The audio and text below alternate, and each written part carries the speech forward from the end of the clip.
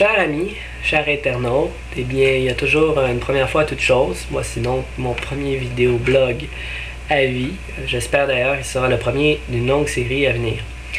Cela dit, le moment est approprié à l'instant où je vous parle, car nous sommes au Québec à moins de 24 heures du moment qui déterminera la composition du prochain gouvernement provincial. Et à ce moment précis, je suis toujours indécis.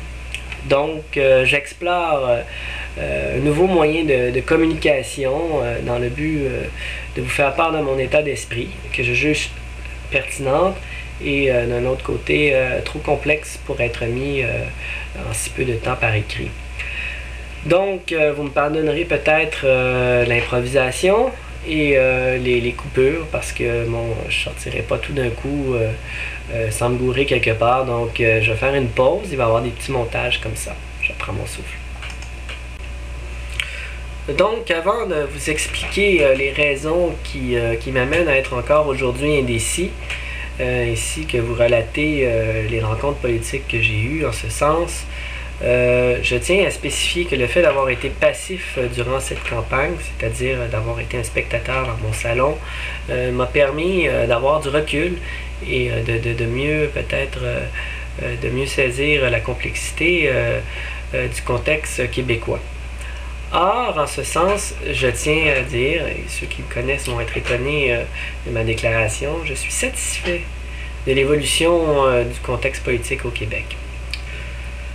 En effet, je me réjouis entre autres de l'émergence de nouvelles formations politiques telles que Québec solidaire, le Parti vert du Québec et aussi l'Action démocratique du Québec.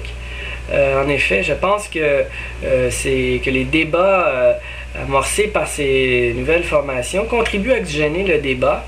Un débat qui est stérile depuis certaines années, avec un bipartisme polarisant les indépendantistes, les souverainistes d'un côté et les fédéralistes, alors que les fédéralistes n'ont absolument rien à proposer.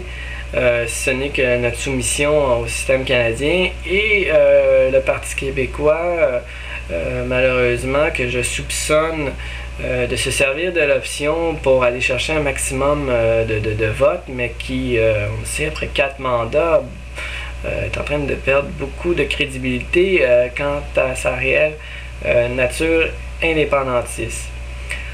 Donc, l'émergence de ces nouvelles formations, à mon avis, contribue à nous amener, tranquillement mais sûrement, dans un schéma de pays indépendants qui propose par les échanges entre le pôle de la droite et le pôle de la gauche, toutes les nuances que la démocratie peut nous proposer réellement dans un pays indépendant et amorce la réflexion nécessaire dans l'esprit des Québécois pour faire comprendre toute l'importance d'être un pays indépendant.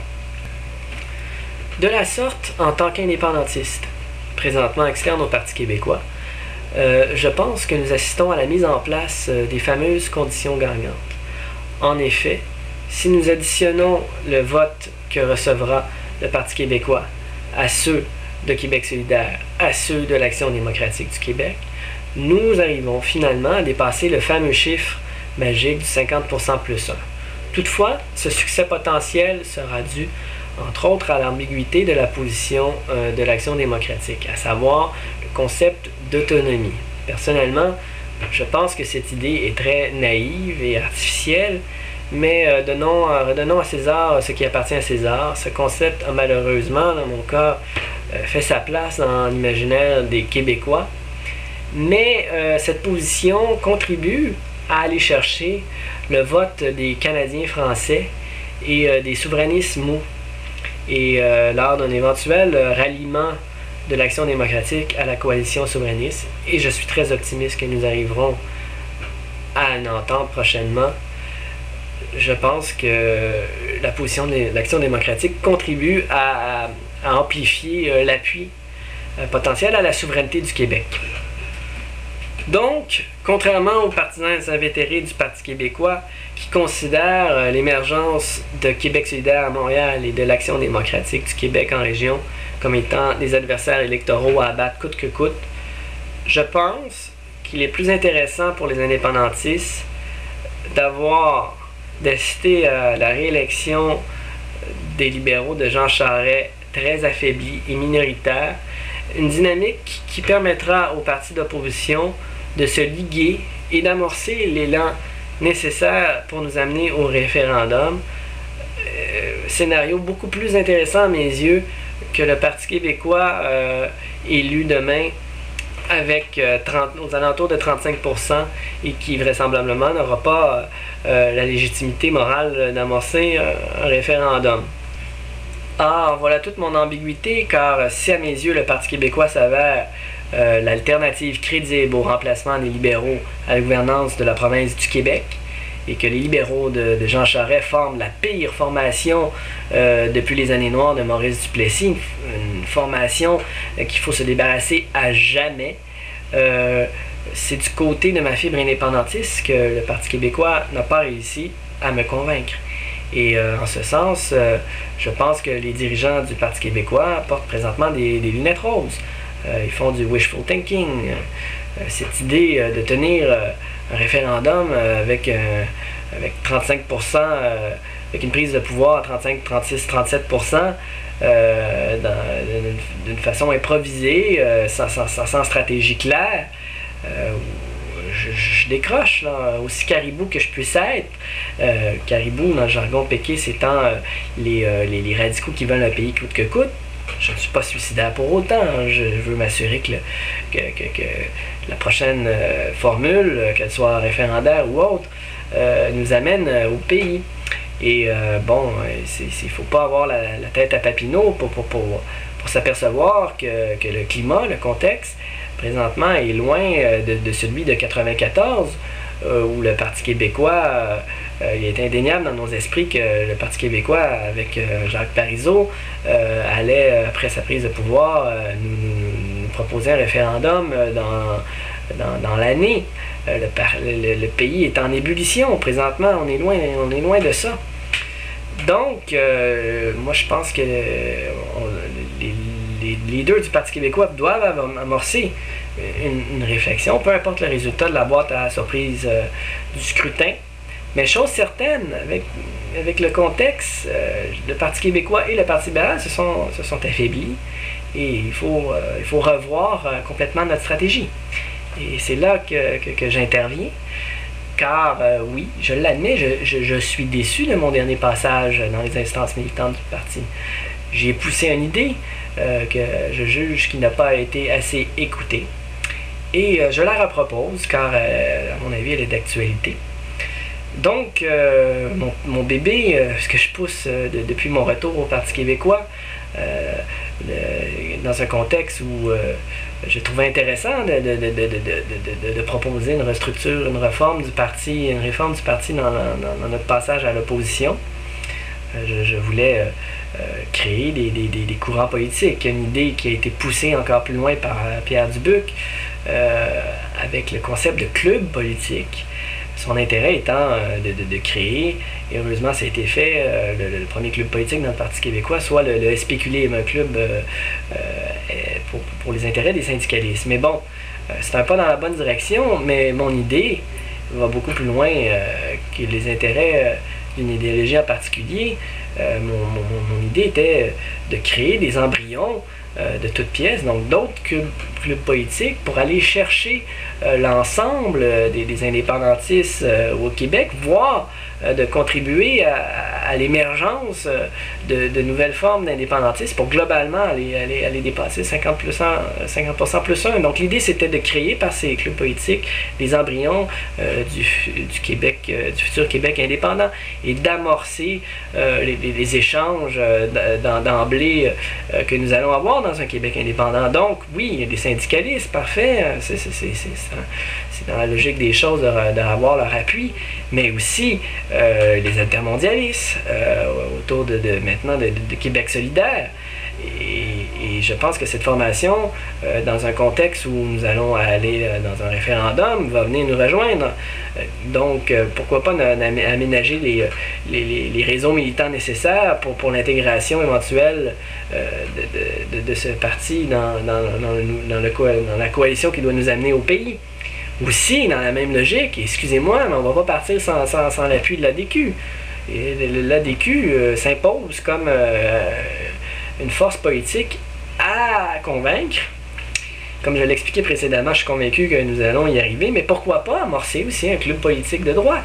Et qui d'autre que Joseph Facal pour piloter ce club de lucides, malgré les différences avec la gauche indépendantiste. Au contraire, ça va animer le Québec. Puis moi, concrètement, même si vous savez que je suis à gauche, je considère d'un bon œil de proposer aux Québécois le débat solidaire versus lucide, mais un débat entre indépendantistes. C'est comme si d'emblée, nous avons déjà passé à d'autres choses et que nous préparons psychologiquement les Québécois au contexte politique du Québec indépendant. Dans la même ordre d'idée, un club vert, parce que oui, les Verts sont en train de démontrer qu'ils sont une priorité, surtout pour les jeunes, une priorité qui s'impose. Ils vont aller chercher leur part de vote, même si je l'admets que c'est un vote puisé à toutes les formations politiques, qui n'est pas nécessairement souverainiste, mais il y a des indépendantistes chez les Verts. Donc, pourquoi pas leur aménager un club politique dans le Parti québécois? Pas dans la même logique que pour Québec solidaire, permettre à l'intégration des Verts indépendantistes de rallier les forces de la coalition du changement, de l'indépendance. Et permettez-moi de pousser une idée comme ça, mais moi je vois très bien éventuellement Stephen Guilbeault à la tête de ce club vert. Donc à nous, les indépendantistes, d'aménager les structures dans le Parti québécois pour permettre l'accueil de ce genre de leader et d'amorcer le mouvement vers le pays.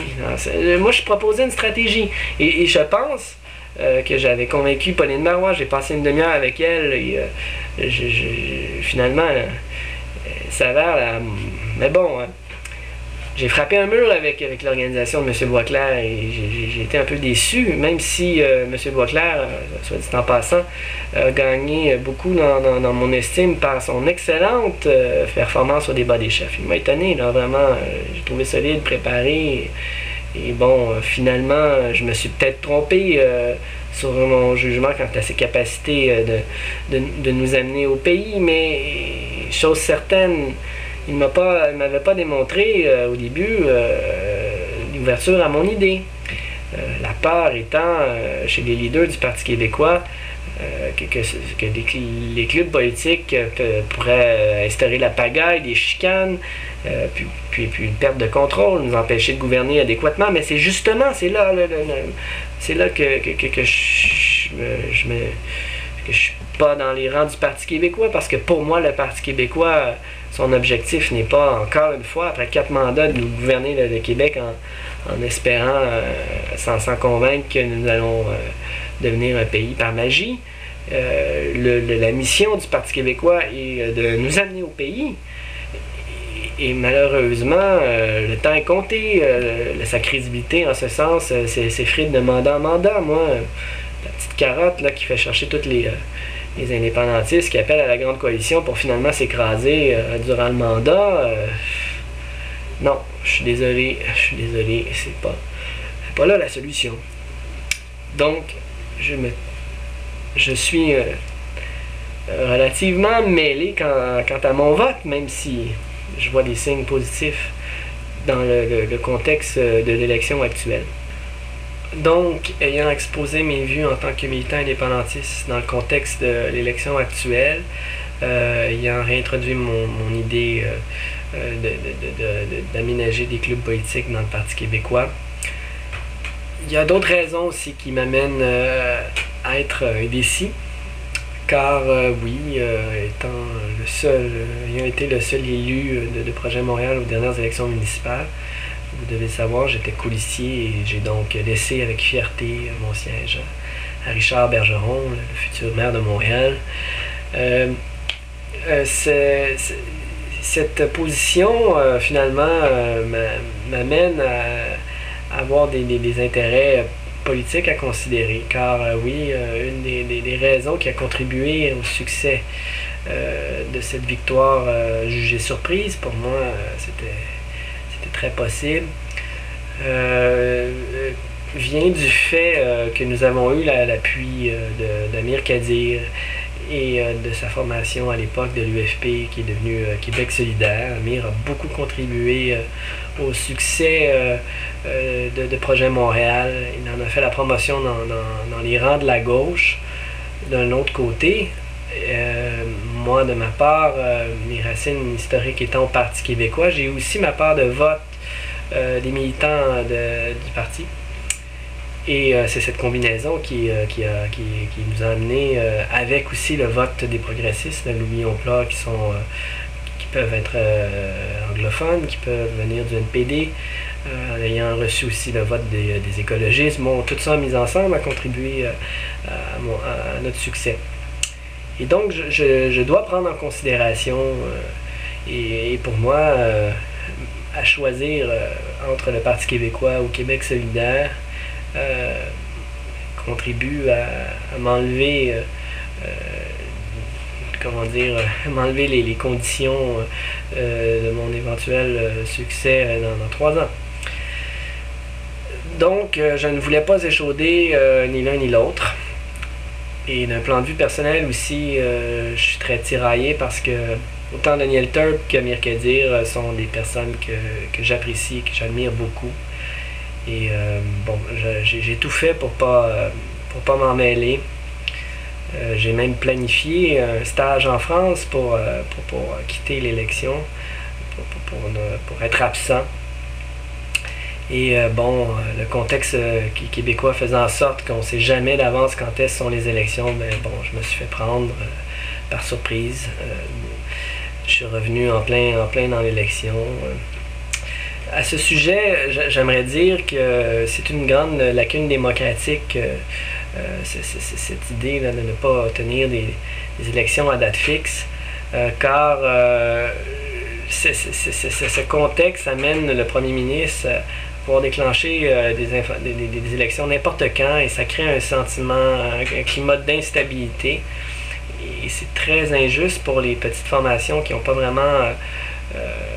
qui doivent planifier dans le temps leur préparation, parce que bon, finalement on ne sait jamais quand est-ce qu'une élection peut démarrer. Et même dans des formations professionnelles comme au Bloc québécois, des fois on doit planifier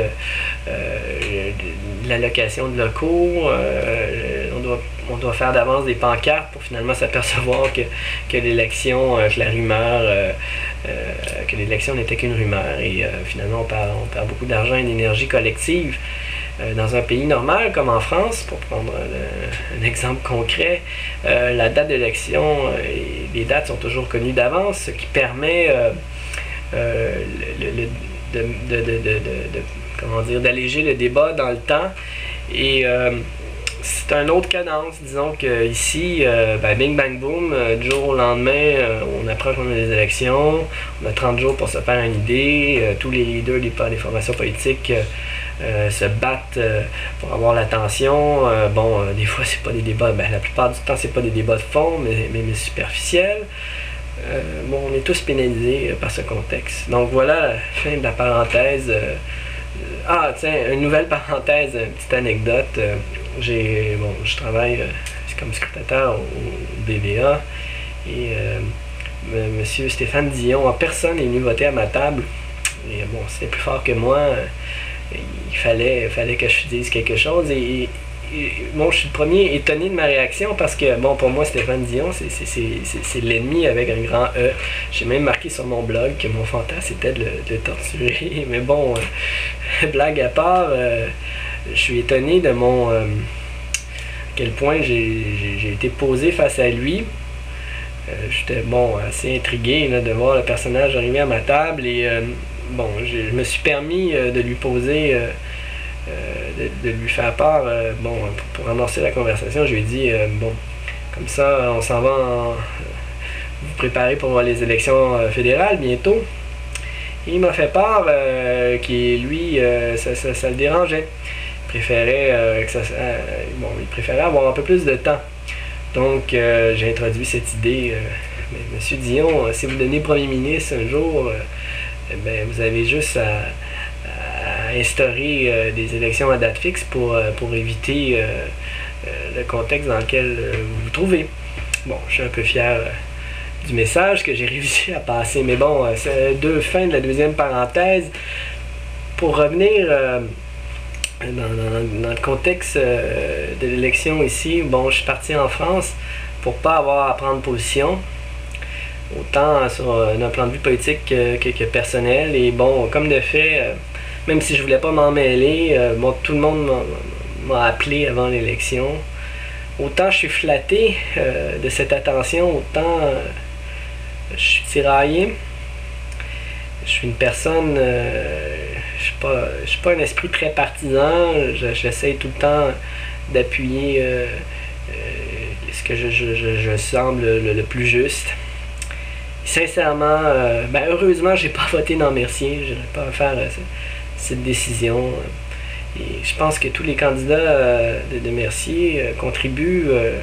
Moi, je suis fier de nos candidats dans Mercier. Je pense que si tout le Québec pouvait tenir ce genre d'échange, on y gagnerait tellement. Donc, bon, j'appuie ni l'un ni l'autre. C'est pour ça aussi que je suis arrivé avec cette idée maladroite que je vais expliquer, bon, qui s'avère peut-être une erreur politique. Vous savez, j'étais en contact avec une nouvelle philosophie à Paris. Je travaillais pour les Verts. Et bon, je m'ennuie beaucoup de cette philosophie politique dans laquelle je baignais comme un poisson dans l'eau. Je suis très nostalgique de ne pas pouvoir retrouver ce genre de contexte au Québec. Donc, certains Verts en France m'ont dit, dans une logique de développement du réseau écologique mondial, d'être candidat. Parce que, oui, certains politiciens en France comprenaient vraiment pas si j'étais a priori un Vert, parce que Projet Montréal, pour moi, bon, c'est un peu l'équivalent, même si on couvre plus que le Vert, donc on doit aller chercher le vote social.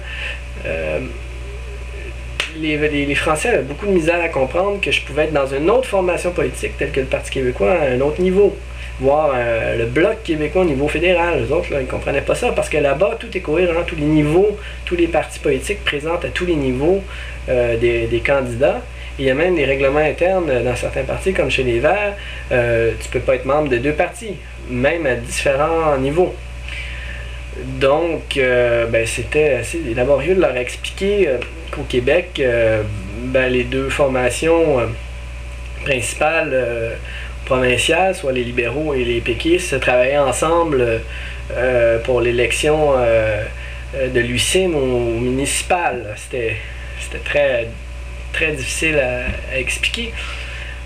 Donc, c'est ce genre de conversation qui les ont amenés à me proposer, mais va donc voir les Verts.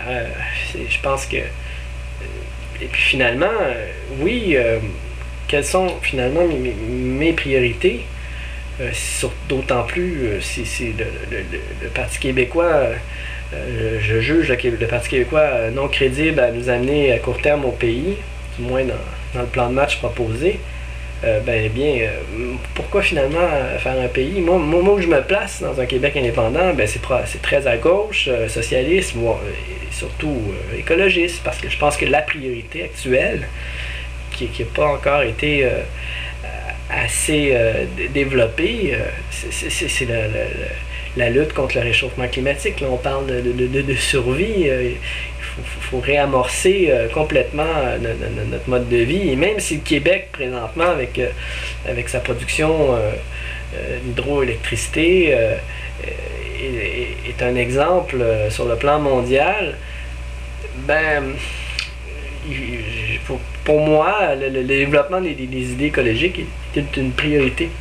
Donc, non seulement en étant vert, sur le contexte provincial, je me protégeais d'avoir à choisir entre le Parti québécois et Québec solidaire.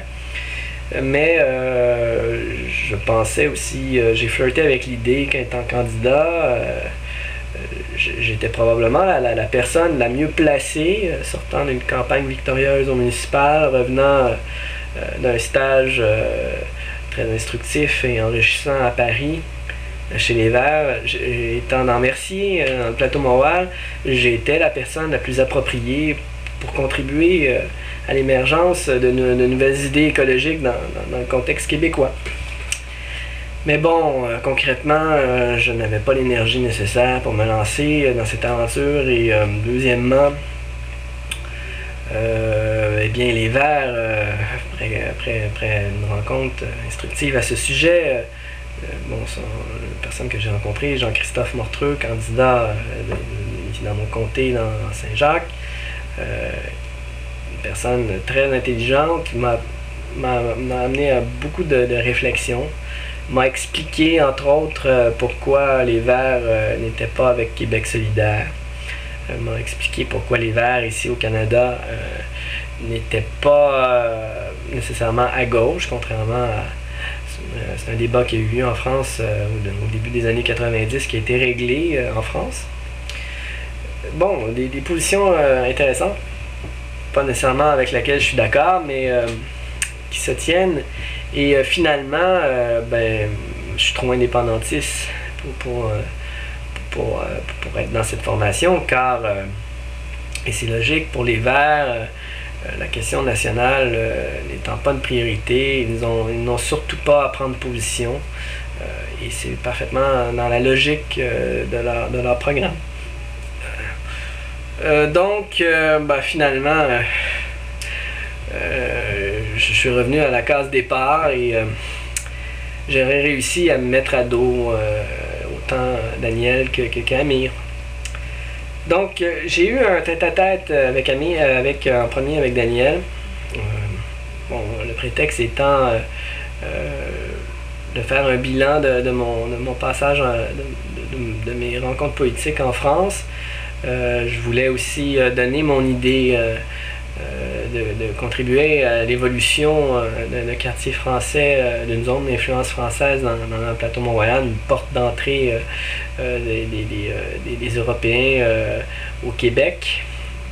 Donc c'est une idée que je jugeais appropriée de donner à Daniel. Daniel étant la meilleure personne à la prendre en charge, il fallait que je le convainque. C'est une personne aussi, Daniel, qui est toujours agréable à rencontrer, très sympathique. J'ai toujours apprécié mes échanges avec lui. J'ai aussi une historique de travail. C'est un député qui est très agréable à côtoyer pour les militants. Disons que c'est aussi un bon député. Je juge que c'était un très bon député. Et je suis satisfait pleinement de son travail en ce sens, d'autant plus qu'étant un des rares du Parti québécois à avoir un doctorat, et étant un spécialiste du droit constitutionnel, il amène sa part de talent dans un éventuel gouvernement.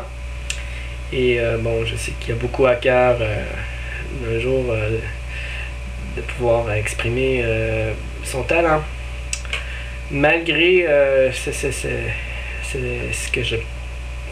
malgré tout ces qualités que Daniel propose à ses citoyens, je tenais à jouer mon rôle d'entité politique. Et malgré mes efforts, j'ai pas réussi à la dernière élection à convaincre les organisateurs du Parti québécois d'appuyer Projet Montréal. Bon, je sais là, que je mêle un peu les choses, mais c'est ça. Il faut prendre en contexte beaucoup d'axes de dynamique. Et je suis très irrité du fait que Daniel ait prêté son attaché politique, Éric Normando, très compétent pour l'organisation. prêté ce dernier à l'UCIM. Donc, moi, je trouve que c'est très, comment dire, borderline, dans le sens que un attaché politique est payé par les contribuables pour servir le député auquel le député élu qu'il dessert à un niveau précis. Et quelque part, c'est du détournement de fonds publics de prêter un attaché d'une formation politique à un autre niveau. J'ai été très déçu. Et bon, j'étais prêt à passer de passer outre, que ne se recrée pas. Malheureusement, avec les prétentions du maire Lavallée de Rosemont, André Lavallée, à la mairie de Montréal,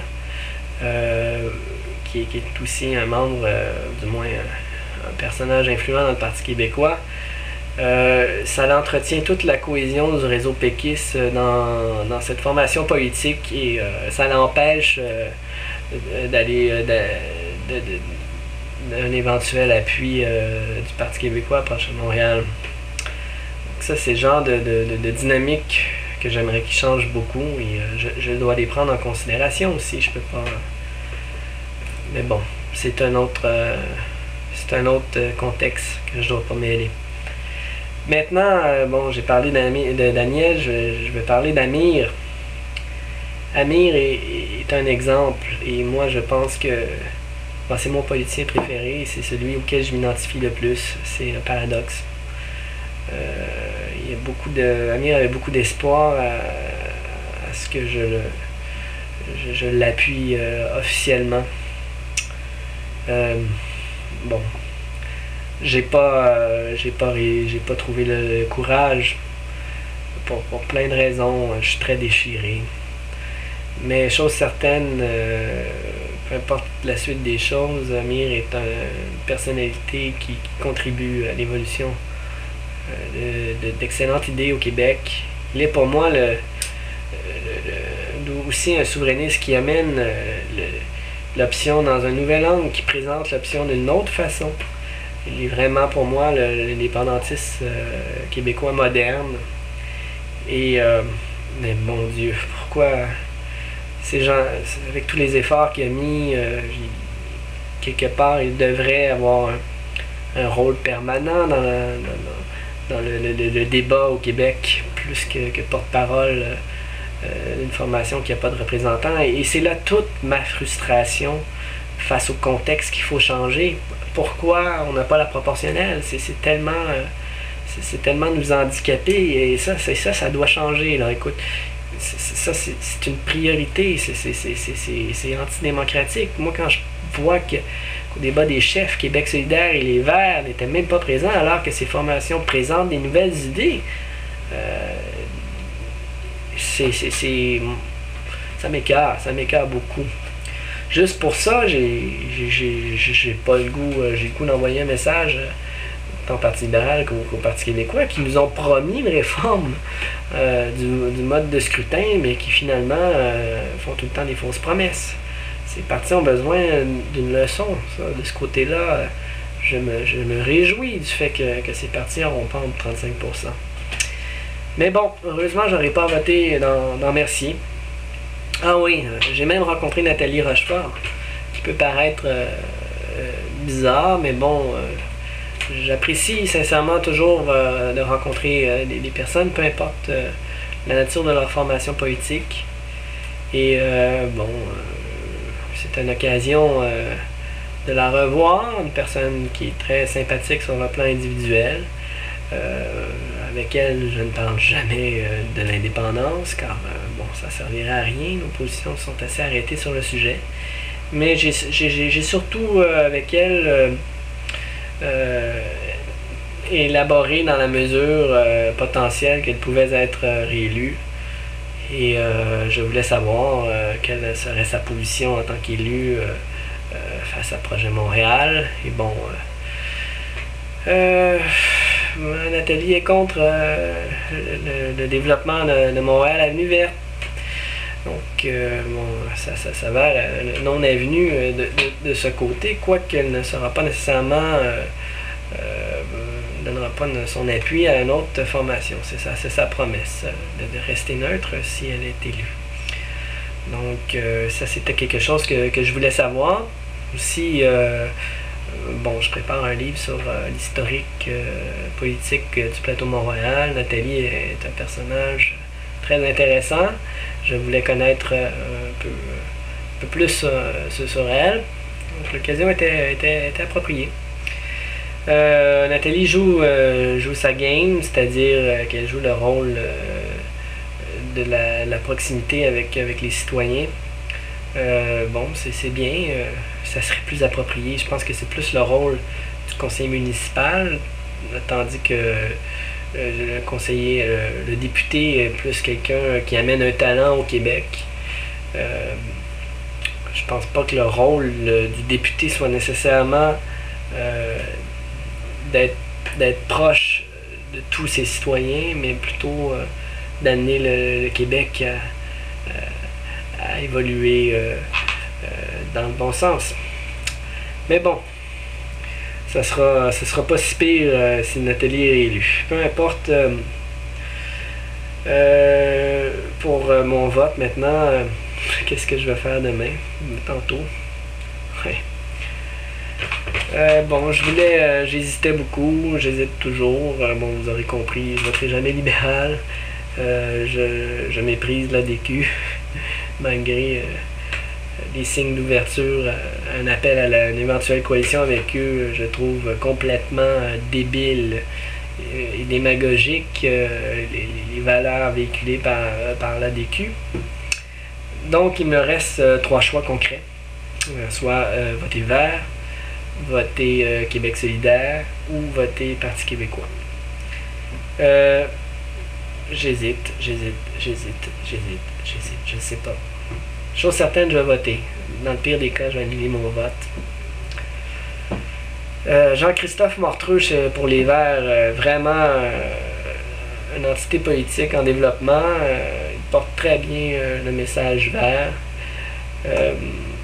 Quelque part, j'ai le goût de l'encourager. Les Québec solidaires, pour qui j'ai voté finalement la dernière élection partielle, pour envoyer un message. Bon, je pense que mon espoir, je pense que le Québec solidaire a réussi dans cette campagne. Bravo à se faire connaître. C'est une réussite en soi. C'est sûr qu'on aurait tous voulu des députés à la mesure du vote aller chercher par le réel pourcentage que Québec solidaire va chercher, mais bon, ce ne sera pas le cas. Donc, mes raisons naturelles m'appellent à voter pour le Parti québécois. Mon espoir, c'est ce parti qui porte mon espoir, et c'est à nous, les progressistes, de réinvestir le Parti québécois. Mais bon, il faut aussi que les dirigeants du parti soient ouverts à amorcer les changements nécessaires. C'est une question de réussite globale. Donc, oui, je vais voter pour Martin Lemay, tel que promis au téléphone. J'espère, Martin, j'espère que tout mon message va porter fruit. Sur ce, demain, je donne toute ma journée de travail à mon autre espoir, François Rebello, dans la prairie, qui est pour moi le plan B, dans la mesure que nous perdons les prochaines élections demain, tantôt. Dans un éventuel article, je vous présenterai les raisons qui font en sorte que François est mon leader dans le parti. Et c'est avec grand plaisir que demain je vais donner mon énergie à un endroit que je juge pertinent. Donc, advienne que pourra. Merci de votre attention et bon vote.